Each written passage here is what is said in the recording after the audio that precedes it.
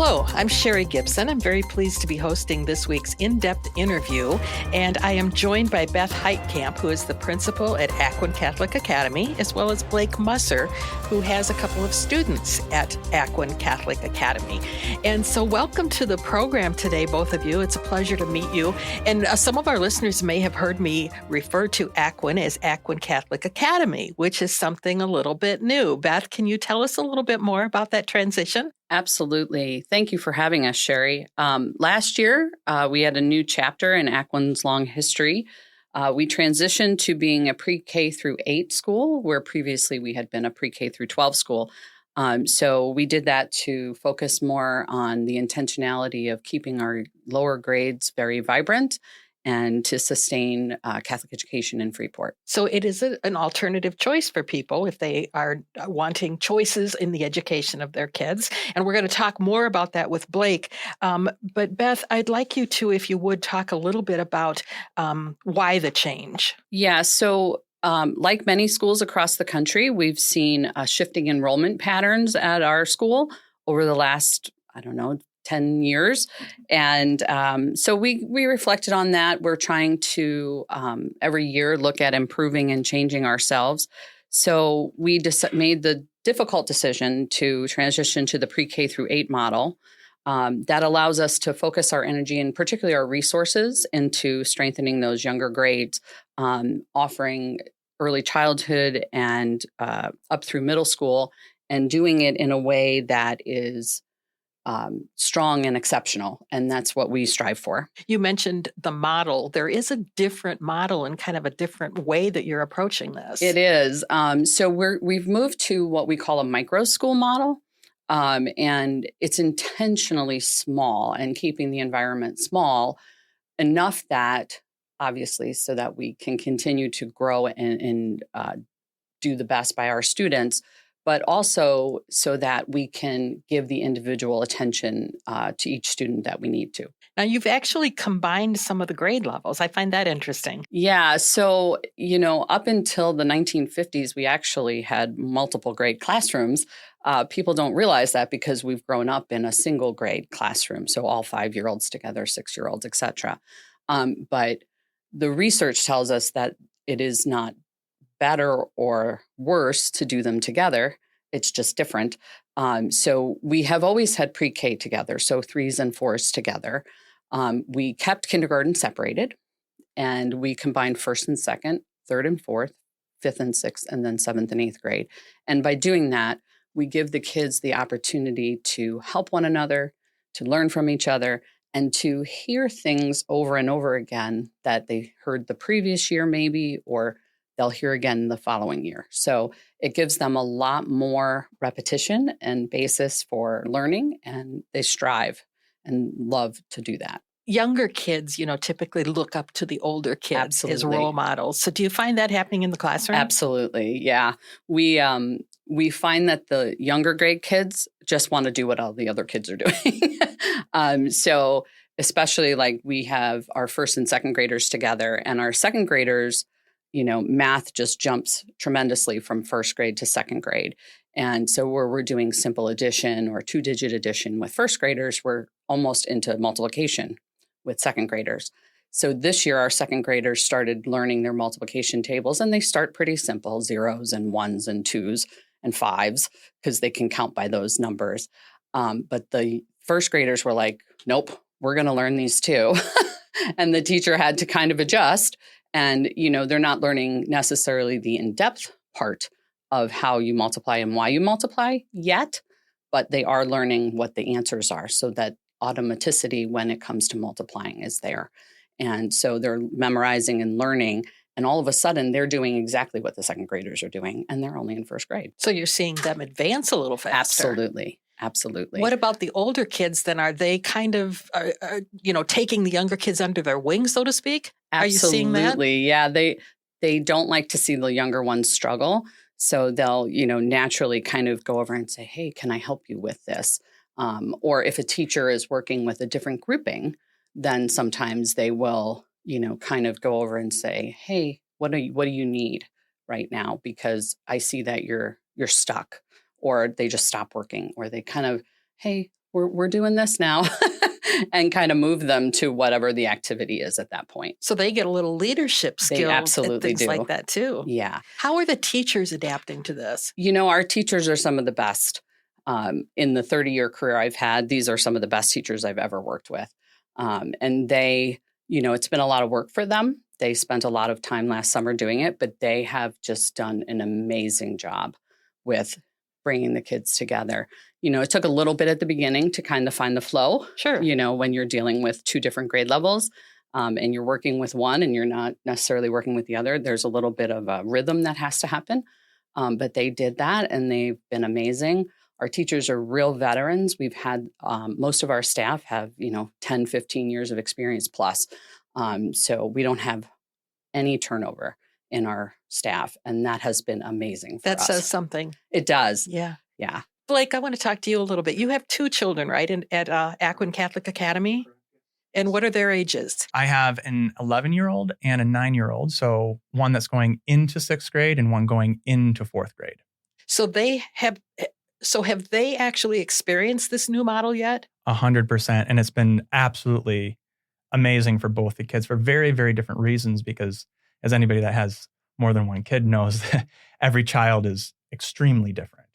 And I have to say that not only have I'm an Aquin grad myself. And so I have experienced this legacy and the importance of the education that was provided by Aquin. But this new micro academy model has only leveled it up this next level for as far as I'm seeing into all of this. Aquin has always instilled a sense of purpose, yourself. They really, fostering the individual, both spiritually, mentally, academically. This other model actually allows the teacher to be very, very specific to the child, that if there's an extra concern for the kid, they're able, because it's such a small class, and on top of that, the model is designed to be adaptive, that they're able to address whatever's going on, whether it's a negative or a positive. If somebody's struggling, okay, we can slow it down intentionally for this child. Or, boy, you're just flying Zooming through right this. let's give you that extra help. And I'll also comment on one of Beth's points is that with the for the youngers, they get pulled forward, but for the olders, as someone that has done education themselves in other capacities, one of the best ways to teach somebody something is for them to teach it themselves, and that is what Beth is referring to slightly there too. Is that the older kids have the opportunity to step down and have to say it in their own words, which just deeply imprints that information into them. And brings it right home. And then the other advantage that is, especially for one of my kids, the opportunity, because they were both the youngest in that 2-grade system this last time, that they get that teacher again this next year. And for one in particular, that is going to help them so much academically, because that teacher already knows that student really deeply and knows us really deeply. And we can surround them and bring them to the highest point of excellence that they can. And it's just, and instead of having to, that first, few weeks of getting to know the new teacher, getting to know the new classroom, that's gone. And now they get to hit the ground running with education. So when you say the teacher knows you as parents personally, yes. So families are very involved with this, right? Yeah, yes. One of the reasons why we came back to Aquin is once a bulldog, always a bulldog. I was in the military myself, and I was a Marine, so once a Marine, always a Marine, and it's just kind of this legacy piece of once you're there and you're part of the family, you're always the family, and it's a family environment. So, and it just helps everybody. We actually just had we invited, because the classes are so small, we were able to invite the entire classes over to our house for a fire pit.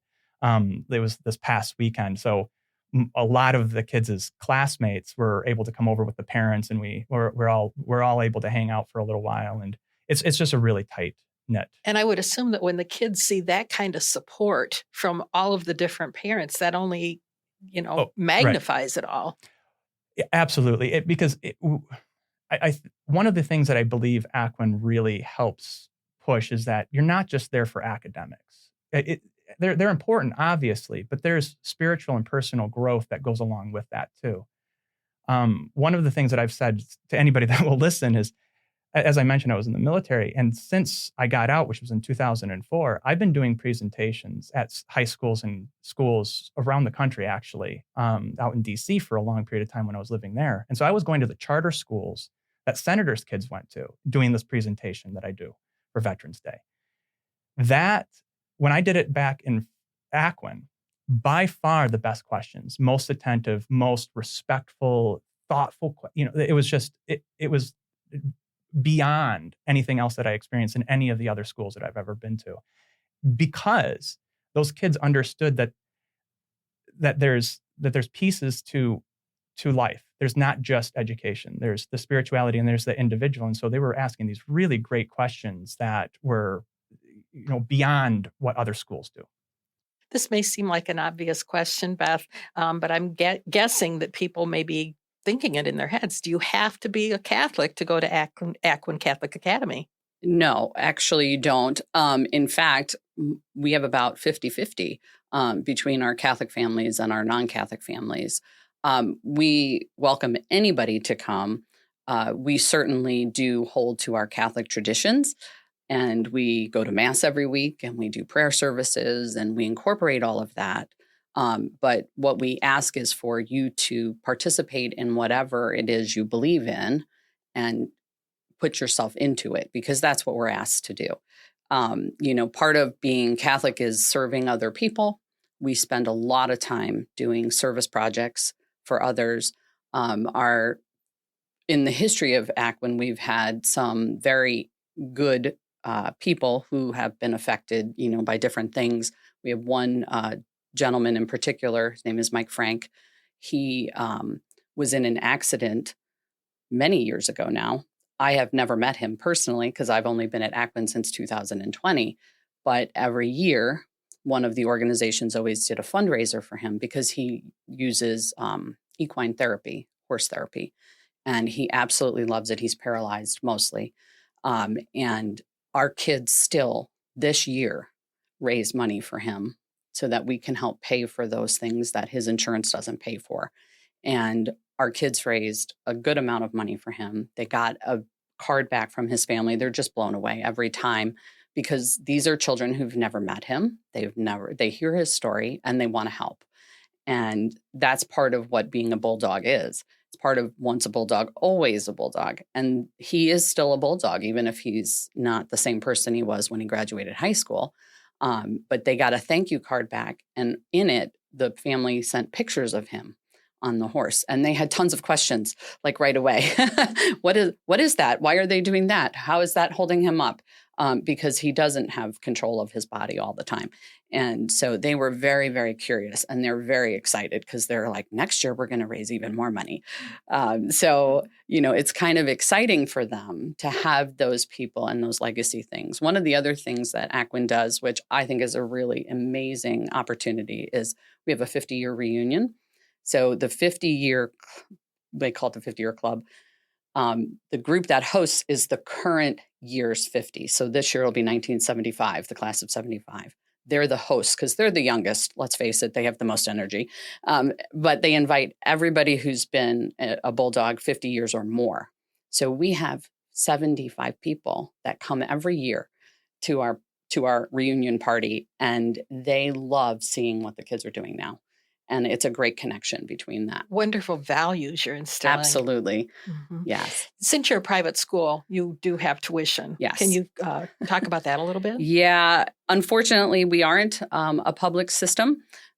So there is tuition involved. However, I think we're very comparable to other private schools in the area.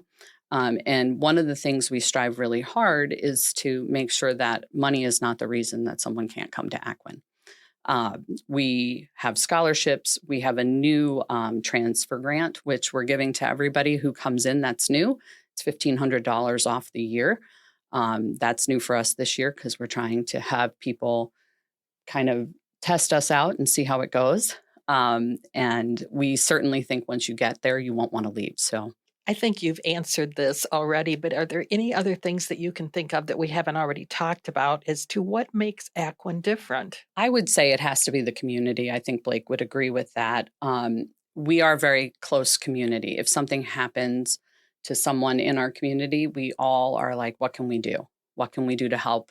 Whatever it is you need, whether it's a new transition, whether it's just wrapping our arms around you for a little bit to make you feel comforted or seen in a situation. We all have deep connections to one another. And it is, I think, whatever as a parent, and I have 2 children of my own, they're grown and flown now. But it's what Aquin is, the environment you hope for as a parent. You want your kids to go and be loved the way they are at home. And I think that's what we do best. We don't single someone out. We don't categorize you in such a way that we're not supporting that. Obviously all children are different. We've known that. Educators have known that forever. I don't know if the legislators know that sometimes, but educators know, and we treat you as you need to be treated. And it's every day is a new day. So something bad happened yesterday. We work on it. We move forward. This is the opportunity to teach you how to do it better and do it different next time. And hopefully they take those things out into the world. But I really think it's what parents hope for in a school. Now, you said that you are now pre-K through 8. So Correct. Then what happens when they complete 8th grade? So after 8th grade, this year was our first year doing that, obviously. It looks like our kids are going to be going to their home school districts. So we draw from multiple school districts around the area. The majority come from Freeport, just I think because of ease and convenience. But it looks like they'll be headed to their local high schools. Blake, do you have anything else from a father's standpoint that you wanted to add? You did a really good job sharing a lot of the things that have benefited your children. Just going back to your question about do you need to be Catholic, I would like to offer up that we were never Catholic. So when I back in the 80s and 90s when I was going to school, was not Catholic, and it was very open and accepting at that time.